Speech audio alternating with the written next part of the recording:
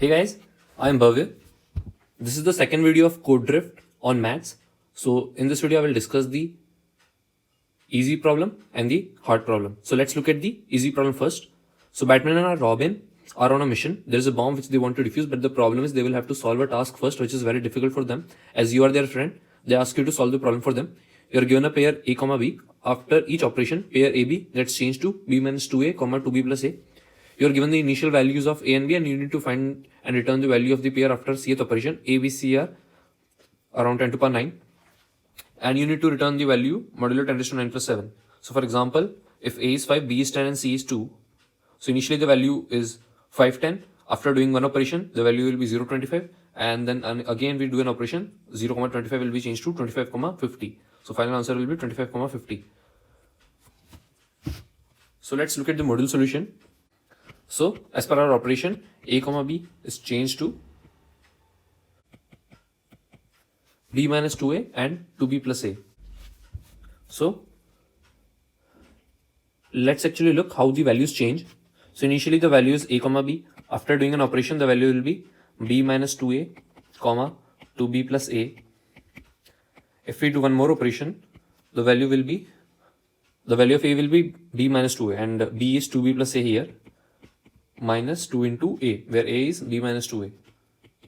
So this will be 5A, and the value of B will be 2B plus A. So 2 into 2B plus A plus B minus 2A, which will be 5B. Again we do an operation, the value will be B minus 2A, which will be 5B minus 10A, and 2B plus A, which will be 10B plus 5A.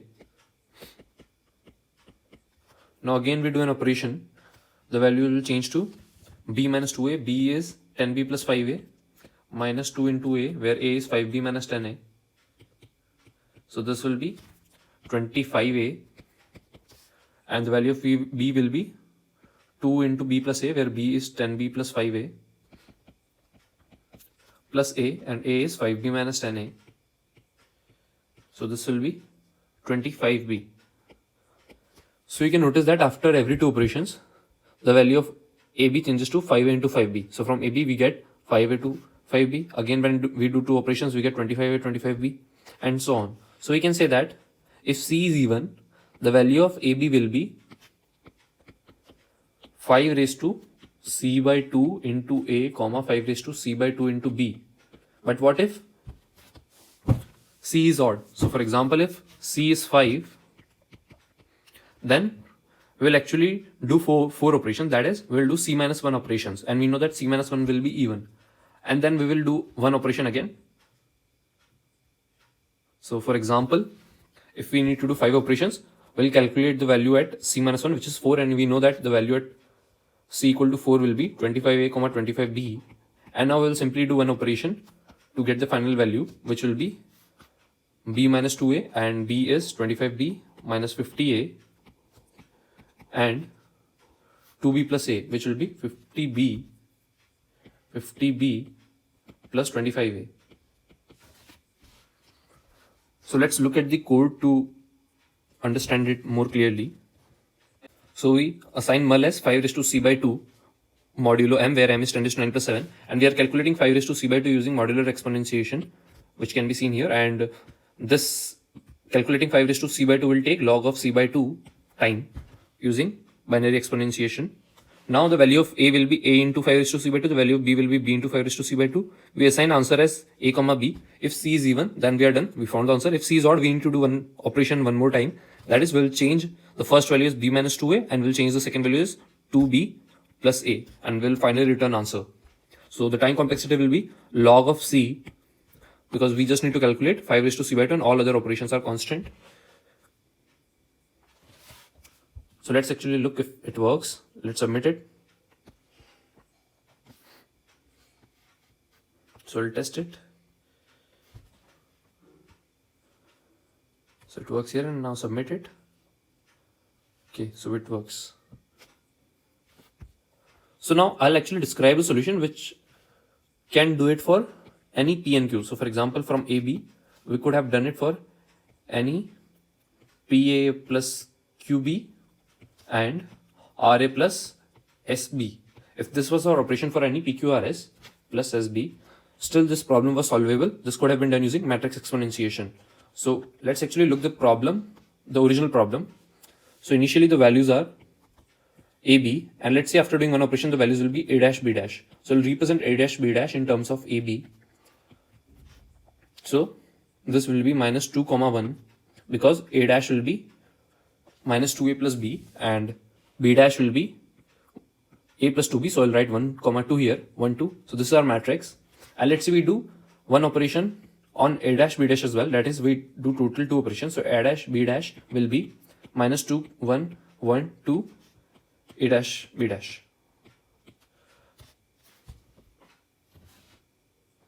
But notice that this is equal to this value, so by replacing it we'll get minus 2 1 1 2 square AB. So that is the value after doing 2 operations. So we can say that if we do C operations, the final value will be minus 2 1 1 2 raised to C into AB. So these are the coefficients as per our problem. So even if we are given some random coefficients, we could actually calculate it using matrix exponentiation and finally calculate the values of A and B. Now let's actually prove that why the values become 5A 5B after doing 2 operations. So we can actually, why the values 5 raised to C by 2 into A and 5 raised to C by 2 into B when C is even. So let's actually consider that C is even. So we can write this as minus 2 1 1 2 square raised to C by 2 into AB. So I'll square this matrix. So minus 2 1 1 2 into minus 2 1 1 2 will be, so this will be 4 plus 1 5, and this will be minus 2 plus 2 0, minus 2 plus 2 0, 1 plus 4 5. So we can write it as 5 into I, where I is the identity matrix 1 0 0 1. So we can say that this is 5I raised to C by 2 into AB, because this square is 5I. So we can write it, and we know that I raised to any power P is equal to I. So because I is the identity matrix, so we can write it as 5 raised to C by 2 into I, and we know that I is 1 0 0 1 in times AB. So the final value will be 5 raised to C by 2 into AB. So that's the proof that why the values become 5 raised to C by 2 into A and 5 raised to C by 2 into B. So you could either do it using matrix exponentiation or observe the pattern in this problem. So now let's look at the second problem, the hard problem. So India and Pakistan are playing a bilateral series of A matches. Now you know that India won exactly B matches. We know that there are ACB ways in which India could win B out of the A matches played. Here NCR is the number of ways to select R objects out of N objects. Having known that, we want to know the number of possible results in which the maximum consecutive number of matches lost by India is exactly K. We need to find that count for all K from 1 to A minus B. Since the answer can be large, calculated modulo 10 raised to 9 plus 7. B is less than A, less than equal to 5 E5. So for example, if A is 5 and B is 2, that is India played 5 matches and won 2 out of them. So we have 5C2 ways, 10 ways. And you can see that there is one way in which India will lose only one consecutive match maximum times, that is loss, win, loss, win, loss. And you can see that there are 10 ways, and there will be one way in which India could lose maximum one consecutive match. There are 6 ways in which India could lose maximum 2 consecutive matches, and there are 3 ways in which India could lose maximum 3 consecutive matches. So we need to return that array. So let's look at the model solution. So the prerequisite for solving this problem was inclusion and exclusion. So if you don't know about inclusion and exclusion, try to read it first and then look at the solution.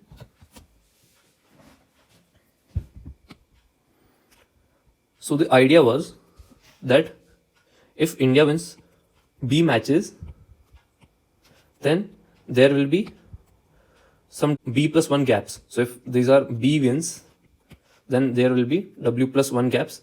So let's actually call the gaps as GI. So this will be G1, G2, G3, G4, G5, and so on up till G of B plus 1. So for example, if total number of matches played were 5 and India won 2 matches. So if B is 2, there will be 3 gaps, G1, G2 or G3. So these gaps actually denote the number of consecutive matches lost by India. Because we have placed all the win here, all the B wins here, and the remaining gaps will be of losses. So from here we know that there will be b plus 1 gaps. So g1 plus g2 and so on up till g b minus 1, b plus 1. That is the total sum of gaps will be a minus b, because the total number of matches played are a and India won b out of them. So total number of losses will be a minus b, and these gaps actually denote the losses. So now our problem was, given a k, we need to find the sequences where maximum consecutive matches lost is exactly k. So what we'll do is we'll actually calculate answer of k, but answer of k is number of sequences where maximum consecutive matches lost is at most k. So for finding the sequences where the maximum consecutive matches lost is exactly k, we will calculate answer of k minus answer of k minus 1, because it contains all the sequences where maximum consecutive matches lost is less than equal to k, and this contains all the sequences where maximum consecutive matches lost is less than equal to k minus 1. So this difference will contain all the sequences where maximum consecutive matches lost is exactly k. So now we will calculate answer of k for all the k's. Now given a k, the maximum consecutive matches lost is at most k. So that is equivalent to saying that gi is less than equal to k. So we have this additional constraint that gi is less than equal to k, and g1 plus g2 so on up till gb plus 1 is a minus b. So this is our equation, that is the solution to this two equations will give us answer of k. Now how to do that? So let's actually ignore this constraint first. Let's ignore this constraint.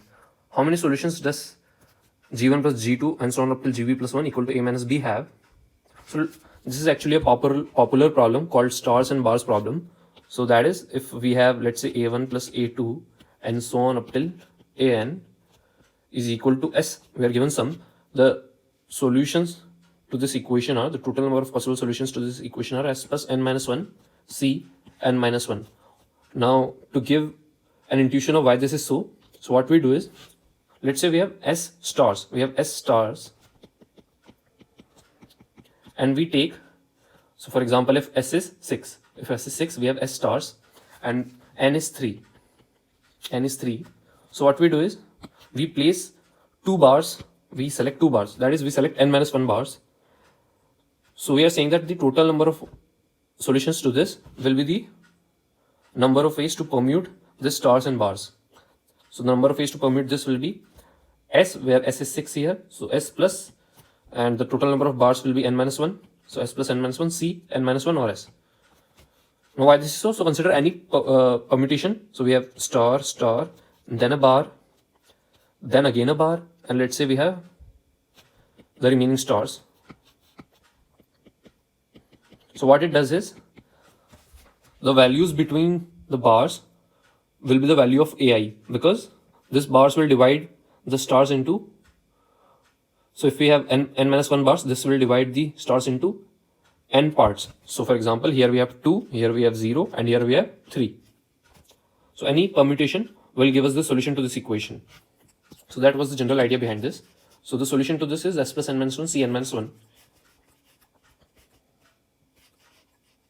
So now, if we ignore this constraint where gi is less than equal to k, the solution to this equation will be s, where here s is a minus b, plus n minus 1, here n is b plus 1, so n minus 1 will be b, c, b. So the total solutions to this equation is a, c, b, which was obvious, because if we ignore this constraint gi less than equal to k, then it is equivalent to saying that we are considering all the possible ways of India winning b matches out of a matches played. But now we have this additional constraint that gi less than equal to k. So what we'll do is, we'll use the idea of inclusion and exclusion. So we'll subtract the sequences where gi gets greater than k for exactly one element. So let's say we choose any element b plus 1 c1. We have b plus 1 c1 ways to choose any element, and we will assign gi. We want that this item selected should have the value greater than k. That is, its value should be at least k plus 1. So what we'll do is, we will write that gi as gi plus k plus 1. So that is equal to saying that our equation now becomes g1 sigma gi is equal to a minus b minus k plus 1. And the solutions to this equation are a minus k plus 1, C, B. Now we will add the sequences where the number of gi is greater than k is exactly 2. So this will be B plus 1, C2. And now, using similar observation, this will be A minus B minus 2 into k plus 1, because we will assign this to 2 gi's. And we have B plus 1, C2 ways to select that 2 indices. So this will be A minus 2 into k plus 1 CB. And now we'll subtract sequences where we have 3 gi's greater than k. So this will be B plus 1 C3 into A minus 3 into k plus 1 CB, and so on. So we can write this as minus 1 raised to r is from 0 to some value. We'll find the upper bound here, and this will be B plus 1 CR into A minus R into k plus 1 CB. So this will be a formula for finding for a given k. And now what will be the upper bound? So we want that A minus R into k plus 1 should be greater than or equal to B for this to be valid, otherwise NCR will be 0. So the value of R will be less than or equal to A minus B upon k plus 1. A minus B upon k plus 1. So the upper bound is A minus B upon k plus 1. So referring the previous video, we can calculate NCR in O of 1 by pre-storing the factorials and inverse factorials. So calculating this answer for a fixed k will take A minus B upon k plus 1 time. So if we sum it for all the k's from 1 to A minus B, this will actually be A minus B log of A minus B, because we can take this A minus B out. So this will be A minus B into sigma 1 upon k plus 1, where k ranges from 1 to A minus B, and we know that the sum of this harmonic series is log of A minus B. So the total time complexity of calculating this formula is A minus B into log of A minus B. So this gives us answer of k, and for finding the sequences where the total consecutive matches, maximum consecutive matches lost is exactly k, we will simply do answer k minus 1 as told previously. So let's actually look at the code, and this will be more clear. So this part of code is actually similar to the previous problem. This all it does is actually stores the factorials and inverse factorials and give us a way to calculate NCR in O of 1. So we'll use preprocess, and preprocess was already described previously. So let's say I have assigned n as A and k as B, and previous actually stores the value of answer of k minus 1, that is m minus 1 here. So instead of k, I'm using m in the code now. So we know that the value of k will be from 1 to A minus B, which is n minus k here. And we assign current as 0. We'll iterate from 0 to n minus k upon n plus 1, which is equal to saying that we are iterating from A minus B upon k plus 1. And now answer will be k plus 1 CR into n minus m plus 1 into r CK. That is B plus 1 CR into A minus R into k plus 1 CB. So we also have to consider this term minus 1 raised to R. So if R is odd, we will decrease this value, current minus equal to temp, else current plus equal to temp. And now we know that the answer is current value minus previous value, answer of k minus answer of k minus 1. So current minus previous plus m modulo m, and we will simply return answer. So let's actually submit it and check if it works.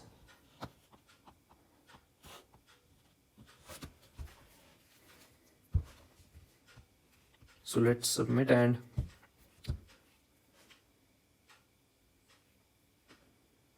it works for all the cases. So I hope the problem and the idea was clear to you. So the next contest will be based on binary search, and again I think the hard problem will be interesting and for some people. So if you like the video, please hit the like button, and please subscribe our channel for more such videos. Thank you for watching this video.